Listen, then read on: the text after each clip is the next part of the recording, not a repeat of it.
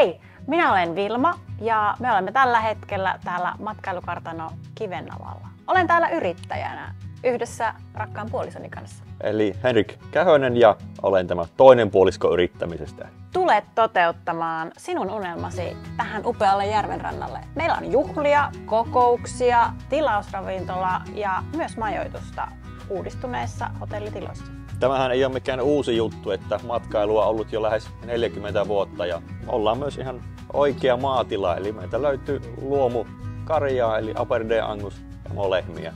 Tuotamme itse lihaa. Tilan historia lähtee siitä evakkotarinasta, eli tälle tyhjälle tontille on tultu vuonna 1945, josta sitten maatilana oltiin vuoteen 1987 asti, jolloin alkoi maatilamatkailu. Tässä perheyrityksessä on siis rakennettu matkailun investointeja jo 38 vuoden ajan. Viimeisimpänä Kalakukon avustuksella on toiminnallisuutta parannettu laajentamalla tämän ravintolasalin tilaa maisemaikkunoilla, jotta saadaan tämä elämys Suuri-Pieksäjärvestä tulemaan suoraan ruokailijan syliin.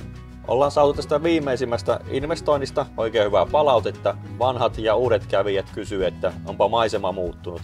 No eihän se maisema minnekään ole muuttunut, me vaan olemme tuoneet sen niin kuin oikeasti esiin. Me uskomme maaseudun mahdollisuuksiin ja tulevaisuuteen. Täällä on tilaa hengittää ja olla ja asua.